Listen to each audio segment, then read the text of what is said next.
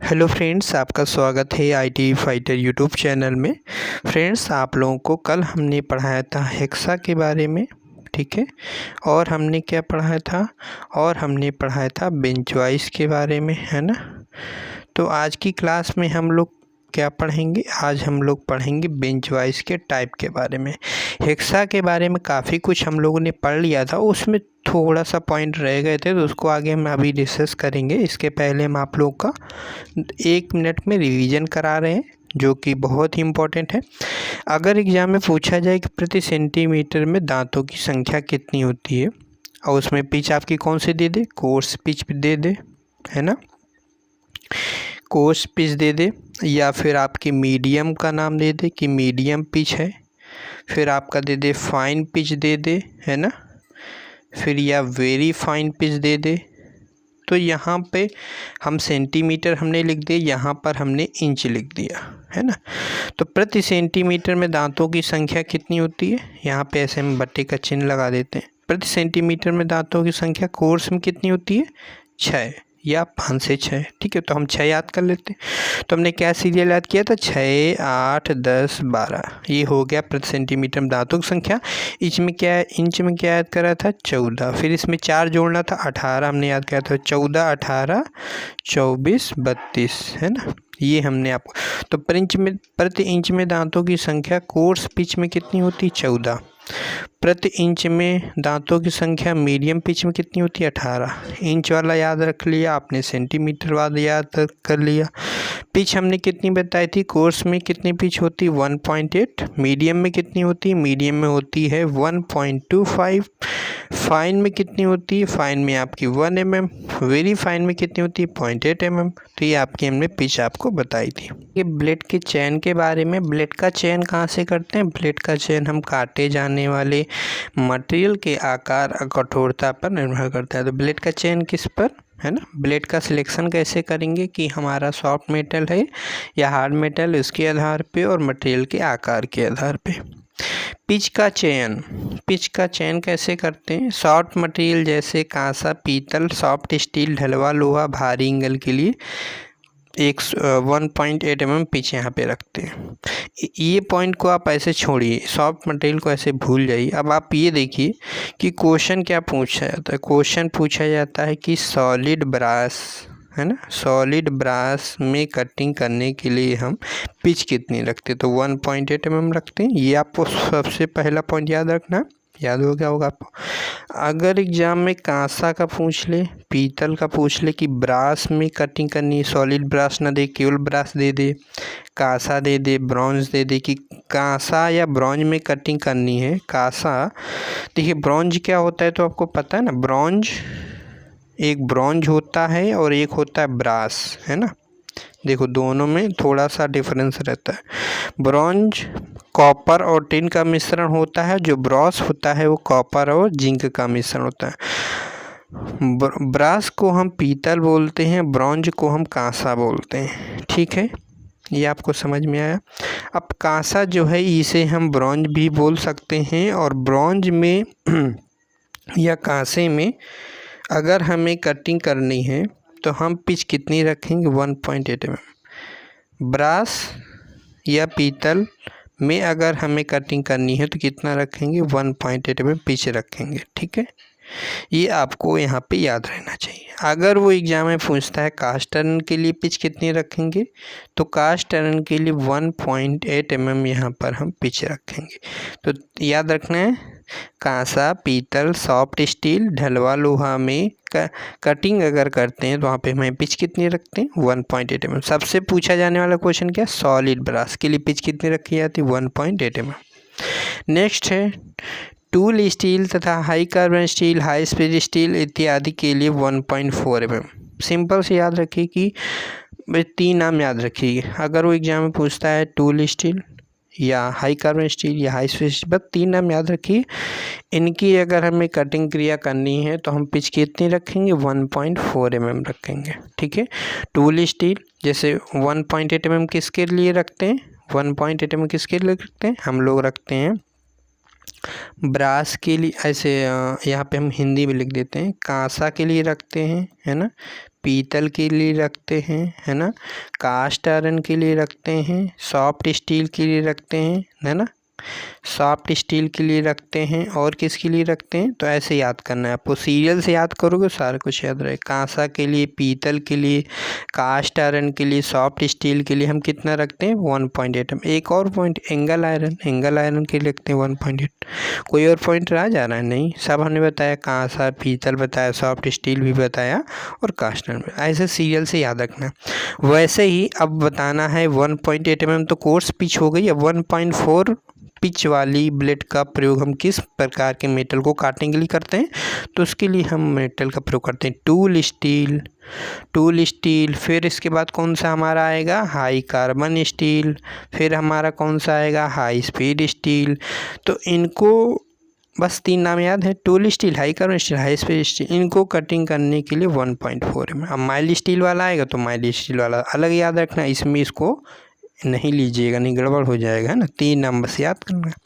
Next है angle iron या पीतल की ट्यूब या तांबा आयरन के पाइप इत्यादि के लिए 1 मिलीमीटर पिच की ब्लेड का उपयोग करना चाहिए। अब आप कहोगे कि यहाँ पर भी देखिए एंगल आयरन लिखा था, है ना, यहाँ पे लेकिन भारी एंगल के लिखा था, ठीक है, तो ध्यान दीजिएगा, भारी एंगल के लिए लिखा था। तो यहाँ पर क्या है, नेक्स्ट एंगल आयरन, पीतल की ट्यूब। अगर वो केवल ब्रास, अगर वो एग्जाम में केवल पीतल लिखा हो, देखो ब्रास को पीतल बोलते हैं, कन्फ्यूजन नहीं हो जाएगा, इसलिए हम पीतल यहाँ पे लिख देते हैं, ना, दोनों में सेम रहेगा आपको समझने में। पीतल की कटिंग करना है तो पिच कितने रखेंगे, 1.8 mm। अगर पूछता है कि पीतल की ट्यूब की कटिंग करना है, क्या अगर पूछता है पीतल की ट्यूब की कटिंग करना है, पीतल की ट्यूब, तब फिर हम कितनी रखेंगे, हम फिर रखेंगे 1 मिलीमीटर, है ना, 1 मिलीमीटर पिच रखेंगे। मतलब अगर ट्यूब वर्ड कहीं पे आ जाए तो उसके लिए पिच कितने रखेंगे, 1 mm, ठीक है। अब आगे हम देखेंगे यहाँ पर, लेकिन एक और केस है, अगर माइल्ड स्टील की ट्यूब पूछता तो उसका फिर पिच अलग हो जाती है, वो भी हम आगे मेंशन करेंगे, जो बहुत इंपॉर्टेंट है। तो कॉपर के लिए, आयरन के पाइप इत्यादि के लिए 1 मिलीमीटर रखा जाता है। इसमें सबसे इम्पॉर्टेंट आपका कौन कौन सा रहेगा, आपको तो तीनों इम्पॉर्टेंट रहेगा, high carbon steel, high speed steel, steel के लिए 1.4 mm, याद हो गया, ठीक। एंगल आयरन, पीतल की ट्यूब, कॉपर, ठीक है। इसमें आपका इम्पोर्टेंट रहेगा पीतल की ट्यूब। पीतल की ट्यूब की कटिंग क्रिया करनी है तो हम पिच रखेंगे 1 मिलीमीटर। और एक और याद रखिएगा, कॉपर की कटिंग करनी है। कॉपर क्या, सिंगल इंसान है, सिंगल इंसान के लिए भैया, सिंगल आदमी 1 मिलीमीटर। अगर वही पीतल पूछ लेता, कांसा पूछ लेता, है ना, तो फिर हमारा चेंज हो जाता, पीतल पूछ लेता, कांसा या ब्रॉन्ज पूछ लेता, तो उसके लिए फिर हम कितना रखते हैं, 1.8 mm पिच रखते हैं। सिंगल इंसान मतलब जिसका कोई विसरण नहीं है, कॉपर, उसका अगर पिच पूछा जाए तो भैया सिंगल आदमी, सिंगल इंसान का कोई नहीं रहता, वो सिंगल ही रहता, उसका 1 millimetre the right answer. Iron के पाइप इत्यादि के लिए 1 मिली, तो आपको याद रखना है पीतल की ट्यूब, कॉपर के लिए कितना रखते हैं, हम बीच बीच में पूछते जाएंगे, पीतल की ट्यूब और कॉपर के लिए कितना रखते हैं, 1 मिलीमीटर, ठीक है। और high carbon steel, high speed steel के लिए कितना रखते हैं, 1.4 mm। नेक्स्ट है आपका कंड्यूट पाइप तथा अन्य पतले ट्यूब, सीट मेटल के कार्य इत्यादि पर 0.1 mm पिच का उपयोग करना चाहिए, ठीक है। कंड्यूट पाइप मतलब जो माइल्ड स्टील के छोटे पाइप होते हैं, है ना, वो उनमें, या कंड्यूट पाइप वर्ड अगर यूज करें तो वहाँ पर हम पिच कितनी हमेशा बताएंगे, 0.8 mm। अब एग्जाम में अगर पूछा जाए कि कंड्यूट पाइप की कटिंग क्रिया करने के लिए कौन सी पिच ब्लेड का प्रयोग करेंगे, ऑप्शन रहता है course pitch, fine pitch, medium pitch, very fine pitch. वहाँ पे आप आंसर देखोगे फाइन पिच वो आंसर सही करते हैं, है ना, फाइन पिच आंसर सही करते हैं। और जबकि हमने रॉयल के अकॉर्डिंग फाइन पिच की जो पिच होती है वो हमने पढ़ी है 1 मिलीमीटर, लेकिन जो निमी में आपका लिखा है कि फाइन पिच की जो पिच होती है वो कितनी होती है, 0.8 mm। क्यों, क्योंकि उन्होंने क्या किया है कि जो 1 मिलीमीटर वाली पिच है और जो 1.25 वाली मिलीमीटर की पिच है वो मीडियम पिच में उन्होंने माना है, जैसे कि कल की क्लास में हमने आपको बताया था। देखिए हम आपको दिखा देते हैं, है ना, कि उन्होंने उस पिच को माना है इस वजह से। तो ये चीज़ आपको अच्छे से ध्यान से रखना है कि अगर मान लीजिए वो पिच पूछ लेता है कि कंड्यूट पाइप की कटिंग करना है तो उसके लिए हम किस पिच का यूज करेंगे, तो फाइन पिच प्लेट का यूज करेंगे। अगर वो पिच पूछ लेता है तो आप कितना बताओगे, आप 0.8 मिलीमीटर बताओगे। अब वो यहाँ पे लिस्ट दिख नहीं रही, मिल गई। देखिए हम कह रहे थे ना मीडियम में ही उसने 1.25 या कहीं कहीं 1.25 भी मिलता है और 1.4 भी मिलता है, तो ध्यान दीजिएगा इसे 1.4, लेकिन हमें 1.25 ही पढ़ना है, ठीक है। 1.25 एंड 1 mm, ये आपको उन्होंने मीडियम और फाइन दोनों में इसको इंक्लूड कर लिया, ठीक है। हम लेकिन सब बता रहे हैं, आपको एग्जाम में कौन सा सही करना, फाइन पिच ब्लेड सही करना। कब क्या पूछे, अगर कंड्यूट पाइप की कटिंग क्रिया करना। अगर यहाँ पे पिच पूछ लेता तो क्या बताओगे, आप बताओगे 0.8 मिलीमीटर बताओगे, ठीक है। नेक्स्ट हम लोग का जो पॉइंट है, आगे निकल गए ना ज़्यादा, ठीक है, आ गए वापस, है ना। कंड्यूट पाइप तथा अन्य पतले ट्यूब की कटिंग क्रिया करनी है, पतला ट्यूब हो या फिर कंड्यूट पाइप हो, है ना, उसके लिए हम 0.8 मिलीमीटर पिच का प्रयोग करेंगे। सीट मेटल के कार्य इत्यादि पर हम जो पिच ब्लेड का यूज करते हैं 0.8 mm। अब देखिए जो सीट मेटल होती है, जो सीट होती है, सीट बिल्कुल पतली होती है, तो पतले मेटल में, पतले जॉब पर, पतले पाइप पर, वहाँ पर तो हम 0.8 मिलीमीटर पिच का यूज किया करते ही हैं, तो हमें कोई दिक्कत नहीं होगी। अगर पूछा जाए कि सीट मेटल में अगर हमें कटिंग करनी है तो किस पिच ब्लेड का प्रयोग करेंगे, हम फाइन पिच ब्लेड का प्रयोग करेंगे। और पिच अगर पूछा जाए तो 0.8 मिलीमीटर आप बताओगे, ठीक है। तो कंड्यूट पाइप या अन्य पतले ट्यूब को कटिंग क्रिया करनी हो तो वहाँ पर हम किसका प्रयोग करेंगे, हम फाइन पिच प्लेट का प्रयोग करेंगे, ठीक है। यहाँ पर क्या है कि बताया गया है 2 or more teeth on section. जो हमारे पतले जॉब की जब हम कटिंग क्रिया कर रहे होते हैं तो हमेशा जो हेक्सा ब्लेड के टीथ हैं वो 2 से 3 दांतें आपके जॉब पर हमेशा होने चाहिए, तभी वहाँ पे वो टिक पाएगा, नहीं तो कटिंग क्रिया नहीं हो पाएगी। हेक्साइंग की विधि, मटेरियल के आधार पर कटिंग के लिए सही ब्लेड का चयन करना चाहिए, बिल्कुल सही है। यहाँ पे ब्लेड होगा, प्लेड लिखा है ना। हाई स्पीड स्टील ब्लेड का उपयोग कठिन प्रतिरोधी मटेरियल के लिए किया जाता है, ठीक है, बिल्कुल सही बात है। मतलब कि कठिन प्रतिरोधी मटेरियल की अगर कटिंग करना है तो हाई स्पीड स्टील ब्लेड का प्रयोग करेंगे। नेक्स्ट है हाई कार्बन स्टील के लिए, मतलब सामान, जैसे कि हमने कल बताया था कि जो हमारा हेक्सा ब्लेड होता है वो हाई कार्बन स्टील का भी पाया जाता है और हाई स्पीड स्टील का भी पाया जाता है। एग्जाम में जब पूछेगा ना तो 2 में एक ही ऑप्शन देगा, है ना, तो वहाँ पे या तो हाई स्पीड स्टील होगा तो हाई कार्बन होगा। हाई कार्बन स्टील के लिए हम प्रयोग कहाँ पर करते हैं, हम सामान्य कटिंग के लिए करते हैं, है ना। सामान्य कटिंग के लिए हम सामान्य कटिंग के लिए हाई कार्बन स्टील, और हाई रेजिस्टेंस मटेरियल के लिए हम क्या प्रयोग करते हैं, हाई स्पीड स्टील प्रयोग करते हैं।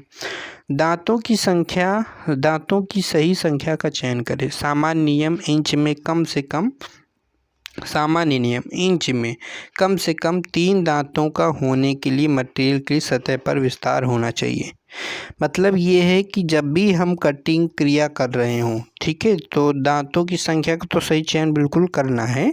और जब भी हम कटिंग क्रिया कर रहे हों तो सामान्य नियम इंच में कम से कम कितने दांत होने चाहिए, 3 दांतों का होने के लिए मटेरियल की सतह पर विस्तार होना चाहिए, 3 दांतें होनी चाहिए।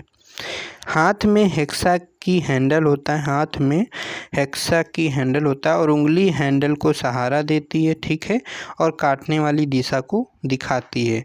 मतलब कि जो हेक्सा होता है ना, उसमें जब हम लोग हैंडल को पकड़ते हैं तो उसमें जो अंगूठा होता है उसमें क्या, मतलब उंगलियां क्या होती हैं, हैंडल को सहारा देती है, और उसमें एक अंगूठा जो होता है हमारा वो सीधा रहता है, तो वो हमारा क्या करता है, वो काटने की दिशा को दिखाता है कि मतलब हम जब लोग सीधा काट रहे होते हैं तो अंगूठा हमारा उसी दिशा में रहता है, उसी दिशा में आगे पीछे हम लोग जैसे हेक्सा को आगे ले जाएंगे तो हमारा अंगूठा भी आगे जाएगा।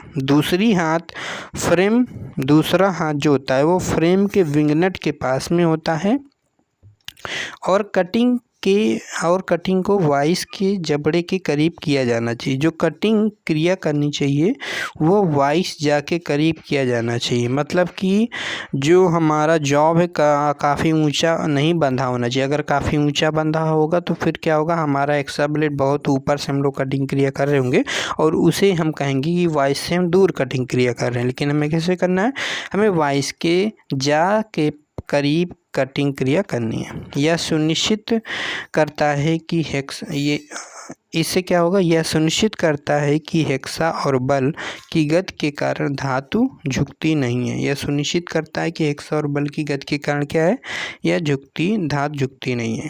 तो ये हो गया हेक्सा ब्लेड के बारे में। नेक्स्ट हमने बेंच वाइस के बारे में कल पढ़ा था, तो बेंच वाइस के टाइप के बारे में हम लोग पढ़ेंगे।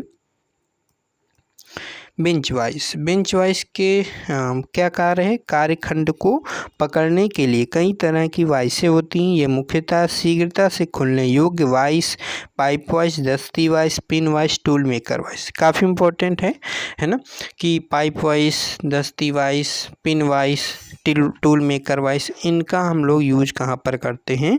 जैसे कि फर्स्ट है हमारी शीघ्र खुलने वाली वाइस। इसे हम इंग्लिश में क्या बोलते हैं, क्विक रिलीज। शीघ्रता से खुलने वाली मतलब बहुत जल्दी से बेंच वाइस खुल जाती है। तो मान लीजिए कहीं पर जल्दी काम करना है ना, खोलना बंद करना है बार बार बेंच वाइस को, तो हम वहाँ पे कौन सी वाइस यूज करेंगे, वहाँ पर हम quick release bench vice use करेंगे। ठीक है, चलिए नेक्स्ट है यहाँ पर, यह साधारण बेंच वाइस की तरह ही होता है लेकिन इसके चल जबड़े, इसको और छोटा सा कर दें, ठीक है। यह साधारण बेंच वाइस की तरह होता है लेकिन इसके जो मूवेबल जा होता है उसको खोलने के लिए एक लीवर का प्रयोग किया जाता है। तो ऐसी कौन सी बेंच वाइस है जिसमें हम एक लीवर का प्रयोग करते हैं, उस लीवर से हम मूवेबल जा को खोलने के लिए प्रयोग करते हैं, तो हमारी क्विक रिलीज बेंच वाइस होती है। क्विक रिलीज बेंच वाइस के मूवेबल जा को खोलने के लिए हम किसका प्रयोग करते हैं, एक लीवर या ट्रिगर का प्रयोग करते हैं। यह चल जबड़े के सामने ट्रिगर को दबा दिया जाए तो वह नट को अलग कर देता है, जिसमें शीघ्रता से स्क्रू और चल जबड़े किसी निश्चित स्थान पर सेट किया जा सकता है। तो इसमें सिंपल सा आपको याद क्या रखना है कि क्विक रिलीज बेंच वाइस में हम एक लीवर का प्रयोग करते हैं और लीवर का काम क्या होता है, वो मूवेबल जाक को क्या करता है, मूवेबल जाक को खोलने के लिए प्रयोग करते हैं। तो ये एक आपको क्वेश्चन बन सकता है एग्जाम में। और जो लीवर होता है ये आपका यहाँ पे लीवर होता है। तो एग्जाम में आप जब एनीमी का क्वेश्चन बैंक पढ़ोगे, वैसे तो हमने कंप्लीट पढ़ा है वो एनीमी का क्वेश्चन बैंक, वो आप प्लेलिस्ट में AITT के नाम से प्लेलिस्ट बनी हुई है। तो हर चैप्टर के जो नीमी क्वेश्चन बैंक हो हमने पढ़ाया हुआ, तो वहाँ पे आप देख सकते हो। वो इसमें क्वेश्चन है, पूछा जाता है कि ये कौन सी बेंच वाइस है, तो उसको पहचानने का तरीका हमने आसान से बताया था। इसमें एक लीवर लगा होता है, ये आप देख रहे हो ना, ये छल्ला टाइप का, तो ये क्या है, ये लीवर है। और यहाँ पे देखिए लिखा है कि ये क्विक रिलीज लीवर है। और ये क्विक रिलीज लीवर का काम क्या होता है, ये एक मूवेबल जा को खोलने में कार्य करता है, मूवेबल जा को कार्यक्रम, क्योंकि मूवेबल जा हमारा इधर होता है ना, ये मूवेबल जा है। तो अगर एग्जाम पूछेगा कि कौन सी वाइस है, ये हमारी क्विक रिलीज बेंच वाइस कैसे पहचानेंगे, इस लीवर से पहचानेंगे। अगर यहाँ पे लीवर लगा हुआ है तो हम उसे क्विक रिलीज बेंच वाइस कहेंगे। फिर यहाँ पे क्या है, नेक्स्ट पॉइंट तो हमने पढ़ ही दिया है क्विक रिलीज बेंच वाइस। इसमें एक और पॉइंट जो नहीं दिया वो हम आपको बता देते हैं, एग्जाम में पूछा जाता है। 2 पॉइंट हम बताएंगे कि क्विक रिलीज बेंच वाइस जो आप फिगर देख रहे हो, इसमें एक आधा गाइडनेट लगा होता है। क्विक रिलीज बेंच वाइस में आधा गाइडनेट लगा होता है। तो एग्ज़ाम में पूछा जाता है, अभी बता रहे हैं क्या पूछा जाता है, आधा गाइडनेट। एग्ज़ाम में पूछा जाता है कि किस बेंच वाइस में आधा गाइडनेट यूज किया जाता है। तो किस बेंच वाइस में, वो क्विक रिलीज बेंच वाइस में हम आधा गाइडनेट यूज करते हैं। ये सिंपल सा क्वेश्चन पूछा जाता है। एक क्वेश्चन ये हो गया कि आधा गाइडनेट किस बेंच वाइस में यूज करते हैं, क्विक रिलीज बेंच वाइस से। सेकेंड क्वेश्चन पूछता है कि जहाँ पर मान लीजिए, क्योंकि हमने बताया कि इस वाइस की खास बात है कि जल्दी जल्दी इसको हम खोलते और बंद करते हैं, बहुत जल्दी आसानी से खुलती और बंद होती है। तो बड़ी बड़ी वर्कशॉप में हम क्विक रिलीज बेंच वाइस का प्रयोग करते हैं। ठीक है। और इसका क्योंकि प्रयोग आसान है और इसे किसी भी ऊंचाई पर फिट किया जा सकता है, तो ऐसी कौन सी वाइस है जिसे हम किसी भी ऊंचाई पर फिट कर सकते हैं, वो हमारी क्विक रिलीज बेंच वाइस होती है, जिसे किसी भी ऊंचाई पर हम फिट कर सकते हैं। और इसका प्रयोग हम बड़ी बड़ी वर्कशॉप में प्रयोग करते हैं, ठीक है। तो ये पॉइंट आपको याद रखना है, कहाँ कहाँ पर, बड़ी बड़ी वर्कशॉप में। सेकंड पॉइंट, इसमें आधा गाइड नेट होता है। तीसरा पॉइंट, इसमें क्विक रिलीज होता है, क्विक रिलीज लीवर, जिसके माध्यम से मूवेबल जा खुलता है और इसको किसी भी ऊंचाई पर हम फिट कर सकते हैं। ये 4 पॉइंट हमने आपको बता दिए, ठीक है। पाइप वाइस का यूज क्या होता है? पाइप वाइस देखिए, फिगर देख लीजिए, ऐसा हमारा पाइप वाइस होते हैं और इससे रिलेट क्या क्वेश्चन पूछे जाते हैं वो भी हम आपको बताएंगे, ठीक है। देखिए, याद कर लीजिए, पाइप वाइस को इस्तेमाल धातु की राउंड सेक्शन ट्यूब पाइप को पकड़ने के लिए किया जाता है।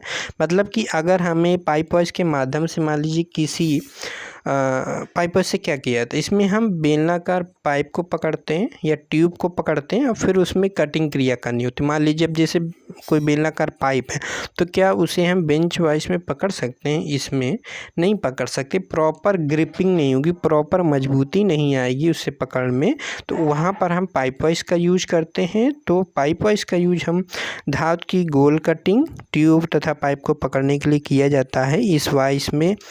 इस वाइस में स्क्रू जो होता है वो ऊर्ध्वाधर तथा चलने योग्य मूवेबल जा होता है। तो हमारा पाइप वाइस में जो स्क्रू लगा होता है वो कैसा लगा होता है? ऊर्ध्वाधर लगा होता है।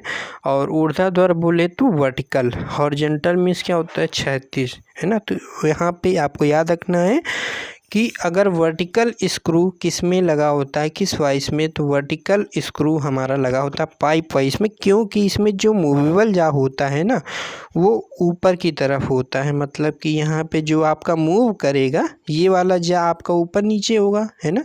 क्योंकि देखो इसमें जो स्क्रू लगा हुआ है ये कैसे हॉरिजॉन्टल ये कैसे लगा हुआ, हमारा वर्टिकल लगा हुआ है, ऊर्ध्वाधर लगा हुआ है ना। तो अब यहाँ पर ये वाला कौन सा जा, ये हम इसे बोलेंगे ऊर्ध्वाधर जा बोलेंगे, है ना। ये क्या है, कौन सा जा हमारा वर्टिकल मूवमेंट करता है, तो वो हमारा होता है पाइप वाइस में जो हमारा मूवेबल जा होता है वो हमारा ऊपर नीचे मूवमेंट करता है। बाकी जो हमारी वाइस होती है तो उसमें क्या है, देखो उसमें जो हमारा मूवमेंट होता है, जैसे मान लीजिए क्विक रिलीज बेंच वाइस, इसमें हमारा वाइस का जो जा है वो किस प्रकार का मूवमेंट कर रहा है, वो हमारा क्षैतिज में मूवमेंट कर रहा है, हॉरिजॉन्टल में मूवमेंट कर रहा है ना। तो ये चीज़ आपको याद रखना है। नेक्स्ट है कि पाइप वाइस में एग्जाम में पूछा जाता है, DMRC में पूछा गया है कि पाइप वाइस के कितने बिंदुओं से किसी पाइप को पकड़ते। मान लीजिए पाइप वाइस के माध्यम से हमने किसी पाइप को पकड़ा है तो कितने बिंदुओं से हमने उस पाइप को पकड़ा हुआ है, वो 4 पॉइंटों से पकड़ा हुआ। ऑप्शन दे देता है 3, 4, 5 ये देता है, आपने देखा भी होगा क्वेश्चन। तो कितने पॉइंटों से 4, कौन कौन सा पॉइंट होता है? एक पॉइंट ये होता है, दूसरा पॉइंट ये होता है और तीसरा ये, चौथा ये। तो 4 पॉइंट होते हैं जो कि वो पाइप को पकड़ता है। वो 4 में से कोई भी एक पॉइंट ना हो तो ग्रिपिंग मजबूत नहीं होगी, ठीक है।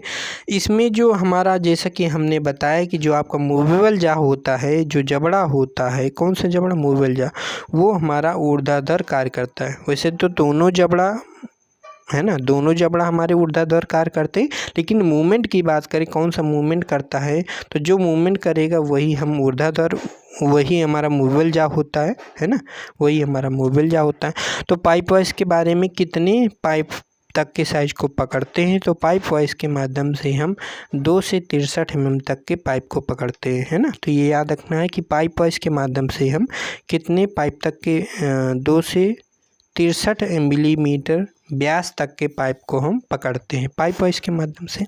अगर एग्जाम में पूछ लिया जाए कि चेन पाइप वाइस, है ना, क्योंकि एक आपका होता है चेन पाइप वाइस होता है, चेन पाइप वाइस के माध्यम से हम कितने साइज तक के पाइप को पकड़ते हैं, तो चेन पाइप वाइस के माध्यम से हम 63 से 200 mm तक के पकड़ते हैं, 63 से 200 mm तक के पाइप को पकड़ते हैं। याद रहेगा ना।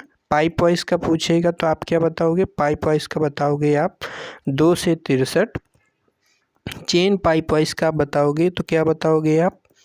63 से 200 बताओगे, है ना। अब आपका 63 से 200, अगर आप पाइप फिटिंग में जाओगे तो पाइप फिटिंग में भी आपके 2 क्वेश्चन बन जाते हैं, जिससे हम पाइप को पकड़ते हैं, जिससे हम क्या करते हैं, मतलब कहीं पाइप को पकड़ के खोलना होता है। मान लीजिए हम पकड़े हैं, दूसरे रेंच वगैरह से खोल रहे होते हैं तो घूमे ना, तो उसको हम पकड़े रहते हैं, है ना।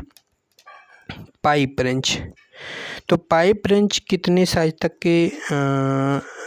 के पाइपों को पकड़ता है? ये 15 से 50 मिलीमीटर 15 से 50 मिलीमीटर तक के पाइपों को पकड़ता है। इसी प्रकार से अब इसी वर्ड आगे लगा दिए चेन पाइप रेंच। तो चेन पाइप रेंच जो होता है वो हमारा 50 mm से 150 mm, ठीक है, याद रहेगा ना। पहला नंबर हमने पाइप वाइज का बताया 2 से 63, दूसरा हमने बताया चेन पाइप वाइज 63 से 200, फिर हमने बताया पाइप रेंज का हमने बताया 15 से 50 mm, है ना। फिर हमने बताया चेन पाइप का रेंज कितना होता है? 50 से 150। तो ये 2-3 बार रिपीट कर दिया है, आपको याद हो गया होगा। नहीं याद हुआ तो कॉपी में नोट कर लीजिएगा, आपको याद हो जाएगा। इसमें से ये पूछ लिया जाता है कि हम बताइए कि हम पाइप वॉइस के माध्यम से कितने साइज़ का पाइप पकड़ सकते हैं। तो उसमें ऐसा ऑप्शन दे देगा जो उसके रेंज में नहीं आता, और एक ऐसा ऑप्शन देगा जो उसके रेंज में आता है। पाइप रेंज से भी ऐसे दे सकता है ना, कि निम्न में से बताइए कि पाइप रेंज की सहायता से हम कितने साइज़ के पाइप को पकड़ सकते हैं। पाइप रेंज की सहायता से ऑप्शन क्या दे देगा? 50, 63, 150, 200। क्या होगा आंसर? अगर एग्जाम में पूछे कि पाइप रेंज की मदद से हम कितने साइज़ के पाइप को पकड़ सकते हैं, तो हम क्या आंसर लगाएंगे? 50 वाले को पकड़ सकते हैं, जबकि 63 और 150 और 200 इनको हम नहीं पकड़ सकते हैं, है ना। केवल हम 50 मिलीमीटर वाले, क्योंकि 15 से 50 मिलीमीटर व्यास तक के ही पाइप को हम पकड़ सकते हैं पाइप रेंज से। बाकी अगर 50 से 150 के बीच में कोई है तो फिर उसके लिए हम चेन पाइप रेंज का प्रयोग करेंगे, ठीक है। अब हम यहाँ पे पाइप वाइज के बारे में डिस्कस कर दिए हैं, और पाइप वाइज में अगर कोण पूछा जाए, इसके जो जा होते हैं, ये पूछा जाए, इनका एंगल पूछा जाए, तो अगर कभी भी एंगल पूछा जाए कि पाइप वाइज के जो जा होते हैं किस आकार में होते हैं, तो वी आकार के होते हैं। ये कितने डिग्री पर होते हैं? तो कोई भी चीज़ अगर वी आकार में है, जैसे एंगल वी ब्लॉक है हमारा वी आकार का, तो उसका एंगल कितना होता है? वी ब्लॉक का 90 डिग्री होता है। कोई भी चीज़ कहीं भी वी वर्ड यूज किया जाए उसका एंगल 90 डिग्री होगा, ठीक है, क्योंकि 45 का हमारा बन जाता है ना, इस वजह से। तो यहाँ पर अगर पूछा जाए वी ग्रू जो हमारा होता है वो कितना एंगल होता है इसका, हमारा पाइप वाइज का 90 डिग्री, ठीक है। इसमें पूछा जाए कि किस वाइस में जो हमारा स्पिंडल होता है वो लंब रूप में फिट होता है, तो ये हमारा स्पिंडल ही इसको आप कह सकते हो, या स्क्रू रॉड कह सकते हो। तो ये जो हमारा स्पिंडल होता है जो यहाँ पे लिखा हुआ है, ये हमारा जो होता है ये हमारा लंब रूप में फिट होता है। तो किस वाइस में लंब रूप में हमारा स्पिंडल फिट किया जाता है? पाइप वाइस में, ठीक है। जो इसकी बॉडी होती है पाइप वाइस की, ये कास्ट आयरन की बनाई जाती है, और स्पिंडल होता है और जो हैंडल होता है वो माइल्ड स्टील का बनाया जाता है, ठीक है। तो पाइप वाइस से जितने भी रिलेटेड क्वेश्चन बन सकते थे वो हमने आपको बता दिए। जैसे कि यहाँ पे देखिए नीचे पॉइंट भी दिया है कि पाइप वाइस जॉब की सतह को 4 बिंदुओं पर पकड़ता है। देखिए यहीं से क्वेश्चन आपका डीएमआरसी में पूछा गया, तो एग्जामिनर कभी कभी थ्योरी से भी क्वेश्चन बनाता है, ऐसा नहीं कि कॉपी ही पेस्ट होते हैं, कुछ क्वेश्चन बनाए भी जाते हैं, तभी तो कुछ क्वेश्चन नए निकल के आते हैं। तो पाइप वाइस के पुर्जों को प्रदर्शित किया गया। तो पाइप वाइस के कार की सतह को, जॉब की सतह को कितनी बिंदु से पकड़ते हैं? 4 बिंदुओं पर पकड़ा जाता है। ये पॉइंट आपको रॉयल में नहीं मिलेगा, ये पॉइंट केवल आपको निमी की बुक में मिलेगा, है ना। चलिए नेक्स्ट पॉइंट क्या है? नेक्स्ट पॉइंट देख लेते हैं, हमारी कौन सी वाइस है? हमारी हैंड वाइस है। हैंड वाइस के बारे में देख लेते हैं क्या है। हैंड वाइस का इस्तेमाल स्क्रू, रिवेट और चाबी, छोटी ड्रिल तथा अन्य छोटी वस्तुओं को पकड़ने के लिए हम हैंड वाइस का प्रयोग करते हैं। तो हैंड वाइस का हमने ये समझा कि हैंड वाइस का यूज हम छोटे छोटे जॉबों को पकड़ने के लिए करते हैं, जैसे हमारे स्क्रू है, रिवेट है, कीज है, छोटे ड्रिल है, इनको पकड़ने के लिए हम किसका प्रयोग करेंगे? हम हैंड वाइस का यूज करेंगे। जिन्हें बेंच वाइस में पकड़ना कठिन होता है उन्हें हम किस पर पकड़ेंगे? हम हम हैंड वाइस में पकड़ें, क्योंकि जो छोटा पुर्जा होगा, जो छोटा सा सामान होगा, छोटे से की हैं, ड्रिल हैं, छोटे छोटे ड्रिल, तो उनको पकड़ना आसानी होता है बेंच वाइस में, तो उनको हम हैंड वाइस में पकड़ेंगे। हैंड वाइस विभिन्न आकार एवं साइज में मिलते हैं। इनकी जो लंबाई होती है वो 125 से 150 mm होता है। अगर पूछा जाए कि हैंड वाइस का साइज कितना होता है, हैंड वाइस की लंबाई कितनी होती है, हैंड वाइस की लंबाई अगर पूछा जाएगा तो ये जो हम आपकी लंबाई यहाँ पर बताएंगे, जो हैंड वाइस की जो लंबाई कितनी होती है 125 mm से 150 mm तक की हमारी हैंड वाइस पाई जाती है, 125 से 150 mm। अगर एग्ज़ाम में पूछा जाए कि हैंड वाइस की जो जा प्लेट होता है ना, उसका साइज़ कितना होता है, हैंड वाइस की जा प्लेट का साइज़ होता है 40 से 44 मिलीमीटर होता है। जब कल हमने बताया था अगर एग्ज़ाम में पूछा जाए कि बेंच वाइस जो होती है उसकी जो जा प्लेट होती है उसकी चौड़ाई कितनी होती है, तो उसकी हमने बताई थी 75 मिलीमीटर से 150 मिलीमीटर बताई थी, है ना। 75 मिलीमीटर से 150 मिलीमीटर बेंच वाइस की जा प्लेट की चौड़ाई होती, ये मतलब उसका रेंज होता है। अगर हैंड वाइस की जा प्लेट का चौड़ाई पूछा जाए तो कितना बताओगे, जबड़े की चौड़ाई कितने बताओगे, 40 से 44 मिलीमीटर होती है। उसी प्रकार नेक्स्ट पॉइंट है यहाँ पर कि स्क्रू पर विंग नट लगाकर जबड़े को खोला अथवा बंद किया जाता है। स्क्रू पर हम क्या लगाते हैं, विंग नट लगाते हैं और उसी से हम जबड़े को खोलते हैं और बंद करते हैं। मतलब यहाँ पर हम जैसे कि हम बेंच वाइस में क्या करते हैं, मूवेबल जा को खोलना बंद करना है तो हम लोग स्पिंडल हैंडल का यूज करते हैं। लेकिन जब हम हैंड वाइस की बात करते हैं, हैंड वाइस में जब हम वाइस के मूवेबल जा को खोलना और बंद करना होता है तो वहाँ पर हम हैंडल का यूज नहीं करते, वहाँ पर हम विंग नट का यूज करते हैं। विंग नट कैसा होता है, ये जो आपका बना हुआ है नट, इसे हम विंग नट बोलते हैं। इसमें पंख बने होते हैं तो इसलिए इसको हम विंग नट बोलते हैं, ठीक है। तो ये हमारा विंग नट होता है। फिगर देख के भी पूछ सकता है कि कौन सा नट है, तो आपको ध्यान रखना विंग नट कैसा होता है। फिर इसके अलावा विंग नट लगाकर जबड़े को खोला अथवा बंद किया जा सकता है। नट को वाइस की एक टांग में लगाकर दूसरे से निकालते हुए लगाया जाता है, ठीक है।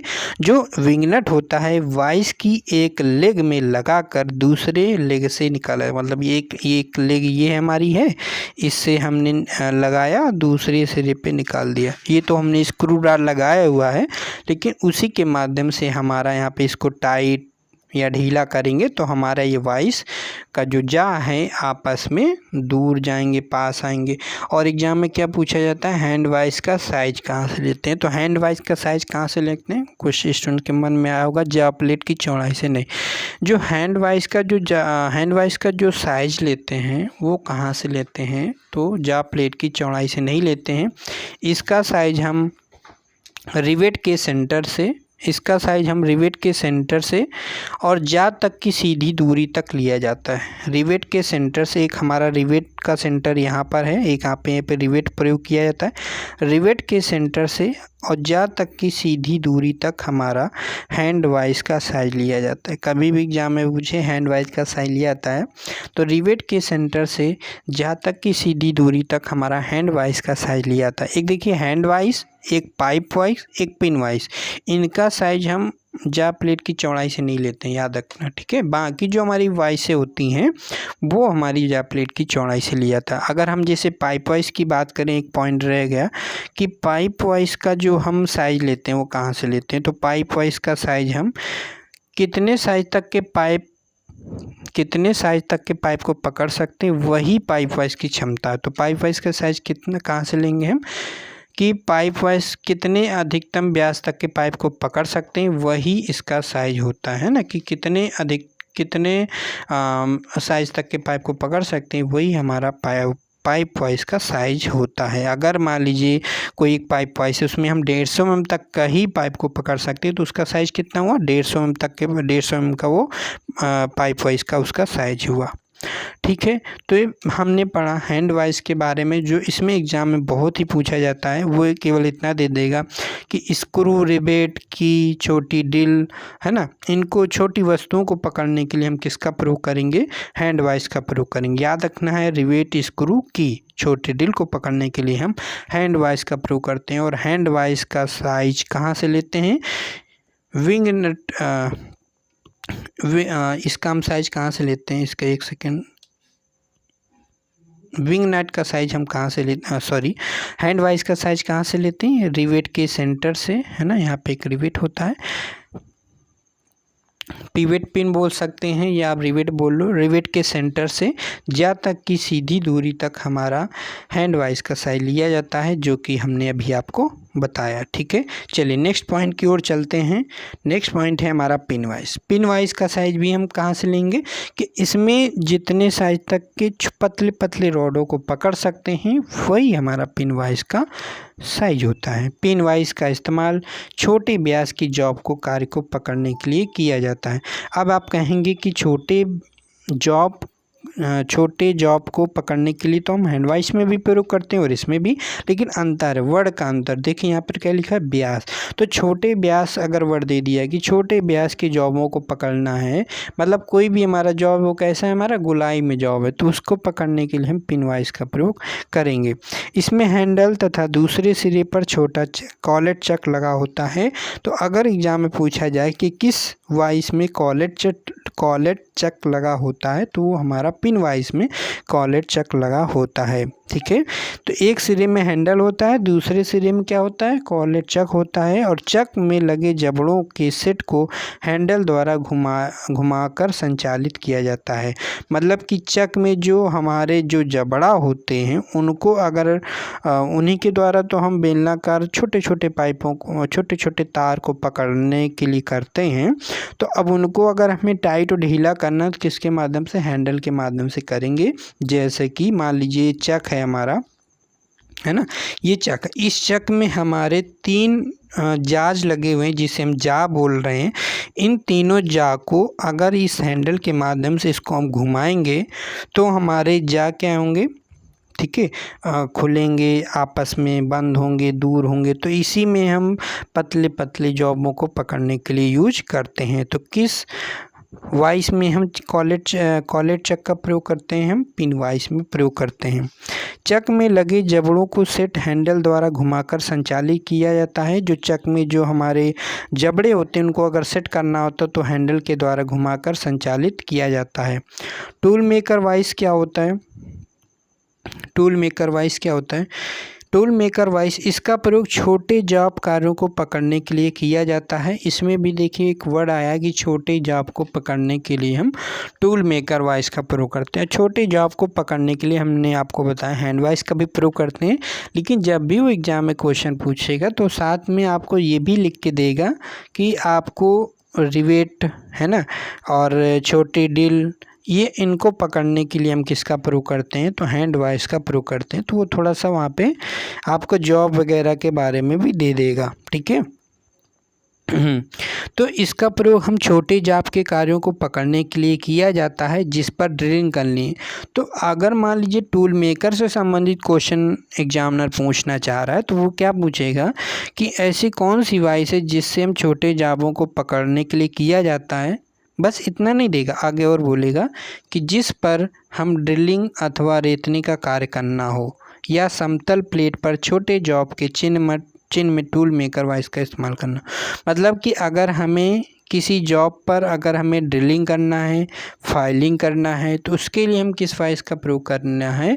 उसके लिए हम प्रयोग करेंगे टूल मेकर वाइस का प्रयोग करेंगे। ये आपका नीमी में क्वेश्चन है और बहुत अच्छे से पूछा जाता है। ठीक है, तो कैसे क्वेश्चन पूछा गया कि अगर हमें ऐसे जॉब को पकड़ना है जिस पर हमें ड्रिलिंग करनी है, फाइलिंग करनी है, तो उस पर हम किस वाइस का प्रयोग करेंगे? वहाँ पर हम टूल मेकर वाइस का प्रयोग करेंगे। टूल मेकर वाइस की एक विशेषता ये बात होती है कि टूल मेकर वाइस के जो जाज होते हैं, ये बिल्कुल फिनिश किए होते हैं। ठीक है, क्योंकि क्यों फिनिश किए होते हैं? क्योंकि हम टूल मेकर वाइज से हम फिनिश पार्टों को पकड़ने के लिए प्रयोग करते हैं। तो ये भी आपको याद रखना है कि टूल मेकर वाइज का हम टूल रूम में छोटे छोटे फिनिश पार्टों को पकड़ने के लिए प्रयोग करते हैं, क्योंकि इसके फेस बिल्कुल चिकना होता है, स्मूथ होता है, ज़्यादा खुरदरी सतह नहीं होती। इस वजह से हम इसमें फिनिश पार्टों को भी पकड़ सकते हैं। तो किस वाइस में जा में टीथ नहीं कटे होते हैं, वो हमारी होती है टूल मेकर वाइस। इसमें टीथ नहीं कटे होते हैं, कहाँ पर? जा पर। ठीक है, तो ये हमारा बिल्कुल इम्पोर्टेंट पॉइंट हुआ। दूसरा पॉइंट ये आपको याद रखना है कि इस पर हम कौन कौन सा ऑपरेशन करते हैं। इस पर हम जॉब की फाइलिंग, पॉलिशिंग इत्यादि अगर हमें करना है, पॉलिशिंग वगैरह चमकाना है, तो बढ़िया इसमें से हम पकड़ के अच्छे से कर सकते हैं। ठीक है, ज़्यादातर इस वाइस का प्रयोग कौन करता है? टूल मेकर वाइस इसका ज़्यादातर प्रयोग करते हैं। और इसका साइज कहाँ से लेते हैं?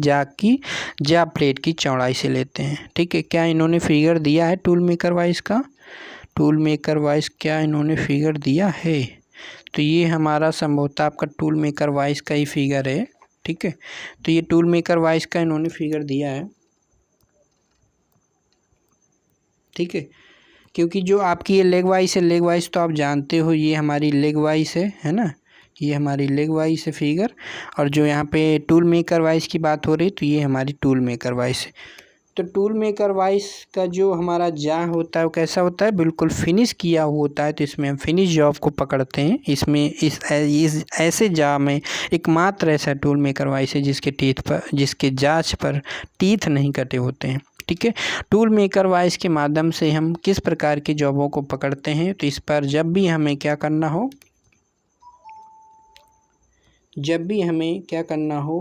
जब भी हमें ड्रिलिंग, रेतने का कार्य करना हो, समतल प्लेट पर छोटे जॉब के चिन्ह में टूल मेकर वाइस का प्रयोग करना होता है। ठीक है, तो छोटे जॉब पर भी अगर हमें मार्किंग करनी होती है, क्योंकि शुद्धता में अगर हमें फिनिश जॉब में मार्किंग करनी है, तो वहाँ पर हम किसका प्रयोग करेंगे? टूल मेकर वाइस का। याद रहेगा ना कि छोटे जॉब पर अगर हमें मार्किंग करनी है, तो वहाँ पर हम टूल मेकर वाइस का प्रयोग करेंगे। यह माइल्ड स्टील का बनाया जाता है। इसमें इन्होंने बताया कि टूल मेकर वाइस जो हमारी किसकी बनी होती है, इसमें माइल्ड स्टील उन्होंने बताया हुआ है। तो इसको भी आप पॉइंट याद रख सकते हो, क्योंकि वैसे हमारी बेंच वाइस कास्ट आयरन की बनी होती है। टूल मेकर वाइस का परिशुद्ध रूप से मशीनन किया जाता है। जो टूल मेकर वाइस है, बिल्कुल उसके जो जाज हैं वो परिशुद्ध रूप से उसका मशीनिंग किया जाता है। टूल मेकर वाइस से जितने रिलेटेड पॉइंट थे वो हमने आपको बताया। नेक्स्ट पॉइंट है लेग वाइस। लेग वाइस क्या होती है? इस होल्डिंग डिवाइस जिसे फोर्जन शाखा में बेंडिंग तथा फोर्जिंग कार्यों के इस्तेमाल किया जाता है, प्रहार करते समय टूटने से बचाने के लिए इसे माइल्ड स्टील का बनाया जाता है। तो ये बहुत एग्जाम में पूछा जाता है कि हमारी लेग वाइस जो होती है वो कास्ट आयरन की क्यों नहीं बनाई जाती, माइल्ड स्टील की क्यों बनाते हैं? इस वजह से क्योंकि लेग वाइस का प्रयोग हम फोर्जिंग शॉप में करते हैं। लेग वाइस का प्रयोग हम कहाँ पर करते हैं? फोर्जिंग शॉप में। और फोर्जिंग शॉप में क्या होता है कि हम फोर्जिंग शॉप में क्या करते हैं कि कोई भी जॉब है उसको हमने गरम करेंगे। जॉब को गरम करने के बाद जब उसका शेप बदलना होता है, तो वो गरम जॉब को जब ठंडा होने देंगे, फिर इसके बाद लेग वाइस में पकड़ेंगे और फिर वहाँ पर हम स्लेज हैमर के माध्यम से हैमरिंग करके उसका शेप बदलेंगे। मान लीजिए मोड़ना है, कोई भी ऑपरेशन करना है, तो वो फिर वहाँ पर हम क्या है प्रयोग करते हैं? Sledge hammer. और स्लेज हैमर का वजन होता है 3 से 9 किलोग्राम। तो वहाँ पर जब हम स्लेज हैमर का प्रयोग करेंगे तो भारी चोट मारेंगे, तो उससे क्या हो सकता है? हमारी बेंच वाइस टूट सकती है ना, क्योंकि हाई का अगर हमारा कास्ट आयरन का होगा तो टूट सकता है, क्योंकि इसमें कास्ट आयरन में ब्रिटलनेस का गुण होता है, झटका नहीं सहन कर पाएगा, टूट जाएगा। इसलिए लेग वाइस हमारी माइल्ड स्टील की बनाई जाती है। ठीक है, तो जो हमारी लेग वाइस है ये होल्डिंग युक्त डिवाइस है, जिसे फोर्जिंग शॉप में किसके लिए प्रयोग करते हैं? बेंडिंग करना, मतलब किसी मेटल जॉब को मोड़ना है, फोर्जन कार्यों के लिए इस्तेमाल किया जाता है, प्रहार करते समय टूटने से बचाने के लिए। जैसे कि हमने कहा ना कि टूट जाएगा अगर स्लेज हैमर से हम यूज करेंगे, तो इसलिए हम माइल्ड स्टील की हमारी लेग वाइस बनाई जाती है और टूल मेकर वाइस भी हमारी माइल्ड स्टील की बनाई जाती है। ठीक है। तो ये आपका यहाँ पे पॉइंट है कि माइल्ड स्टील का बनाया जाता है। यहाँ पे लाइन पूरी हो रही है और आगे है लेग वाइज के प्रमुख पुर्जे। लेग वाइज के प्रमुख पुर्जे क्या है? फिक्स जा है, इसमें एक मूवेबल जा होता है, चूड़ीदार जबड़ा होता है, स्पिंडल होता है, स्प्रिंग होती है, पिवेट होता है और आपका यहाँ पे लेग होता है, क्लैंप होता है। तो ये हमारे इसके पॉइंट होते हैं। इसमें जो हमारा लेग वाइज का जो क्या क्या पॉइंट होते हैं, लेग वाइज में जबड़े जो होते हैं, जबड़ा एक त्रिज्यीय पथ में चलता है। तो एकमात्र एक ऐसी वाइज होती है लेग वाइज जिसमें जिसके जो जा होते हैं वो गोलाई में चलते हैं। तो कौन सी वाइज है जिसमें जा गोलाई में चलते हैं? वो होती है लेग वाइज। ये गोल गोल घूम रेडियस में चलता है। त्रिज्यीय पथ मतलब रेडियस में चलता है, गोलाई में इनके जा खुलते हैं और बंद होते हैं। इसलिए वाइज में लगे जॉब को रेखीय संपर्क के कारण ठीक से नहीं पकड़ा जा सकता। इसलिए बेंच वाइज में पकड़ने वाले जॉब को टांग लेग वाइज में नहीं पकड़ा जा सकता है। फिर से पॉइंट को समझिएगा कि चूँकि जो जबड़े से जबड़ा एक त्रिज्यीय पथ में चलता है, तो लेग वाइज का जो जबड़ा होता है किस में चलता है? रेडियस पथ में चलता है। इसलिए वाइज में लगे जॉब को रेखीय संपर्क के कारण ठीक से नहीं पकड़ा जा सकता। इसलिए बेंच वाइज में पकड़ने वाले जॉब को लेग वाइज में नहीं पकड़ सकता। केवल हैमरिंग किए जाने वाले जॉब को लेग वाइज में पकड़ा जाता है। तो केवल कहने का मतलब इनका ये है कि इसमें हम जॉब को प्रॉपर तरीके से जैसे हम बेंच वाइज में पकड़ सकते हैं, इसमें हम वैसे नहीं पकड़ सकते। क्यों? क्योंकि इसमें रेखीय संपर्क के कारण इसमें ठीक से हम पकड़ नहीं पाते हैं। रेखीय संपर्क के कारण क्या है? जॉब को प्रॉपर सही से नहीं पकड़ पाते हैं। इस वजह से हम बेंच वाइज में जो हम पकड़ते हैं जॉब को, उनको लेग वाइज में नहीं पकड़ा जा सकता है। और इसलिए हम जब लेग वाइज का प्रयोग केवल करते हैं, वो केवल हैमरिंग के लिए करते हैं। ठीक है, तो जॉब को वाइज में पकड़ा जाता है। केवल हैमरिंग करने के लिए हम लेग वाइज का प्रयोग करते हैं। ठीक है, चलिए नेक्स्ट पॉइंट और क्यों चलते हैं। नेक्स्ट पॉइंट हमारा क्या है? ये आपका फिगर है, आपका लेग वाइज देख लीजिए। और लेग वाइज का अगर पूछा जाए कि लेग वाइज का साइज कहाँ से लेते हैं, ठीक है, तो लेग वाइज का साइज हम लेते हैं जा प्लेट की, इसकी भी चौड़ाई से ही लेते हैं। ठीक है, जा प्लेट की चौड़ाई से हमारा लेग वाइज का साइज लेता है। और इसके जो जाज होते हैं ये गोलाई में खुलते हैं। दूसरा पॉइंट ये हो गया। तीसरा पॉइंट क्या हो गया कि ये जो हमारी लेग वाइज होती है किसकी बनाई जाती है? माइल्ड स्टील या रॉ आयरन। आपको रॉयल में आपको रॉ आयरन भी मिल जाएगा कि ये रॉ आयरन की बनाई जाती है और या फिर माइल्ड स्टील। ठीक है, रॉ आयरन या माइल्ड स्टील। ठीक है, तो अब यहाँ पे मान लीजिए ऑप्शन में वो माइल्ड स्टील नहीं देता और एग्जाम पूछता है कि हमारी लेग वाइज बनाई जाती है, ऑप्शन में कास्ट आयरन रॉ आयरन रहता है, तो क्या लगाओगे? रॉ आयरन लगाओगे। ठीक है, इसमें अब क्योंकि यह चोट सहन नहीं कर सकता है, इसलिए हम इसको क्या करते हैं, इसके लिए हम रॉ आयरन या माइल्ड स्टील से बनाते हैं। ठीक है, तो लेग वाइज से इंपॉर्टेंट जो पॉइंट है वो हमने आपको बताया। इसका प्रयोग कहाँ करते हैं? ब्लैक स्मिथी वाइज में प्रयोग करते हैं। ठीक है, अब आपका यहाँ पे वाइस चैप्टर जो है आपका ख़त्म हो गया, लेकिन कुछ आपकी वाइसें हैं जैसे मशीन वाइस है, यूनिवर्सल मशीन वाइस है, ड्रिल वाइस है।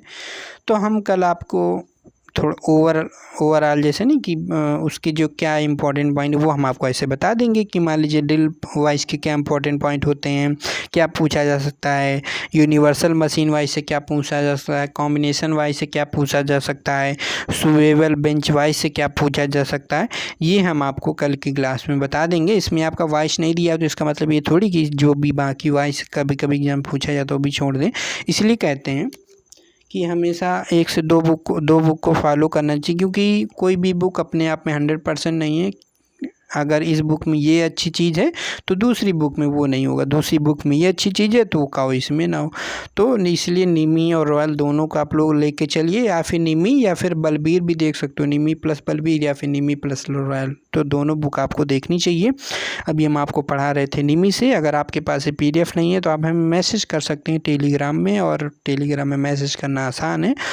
ठीक है, चैट बॉक्स में मैसेज करिएगा, हम आपको PDF भेज देंगे। अगर नहीं मिलती PDF तो हम आपको भेज देंगे। PDF आपको पता ही कहाँ पर मिलती है, भारत स्किल वेबसाइट में।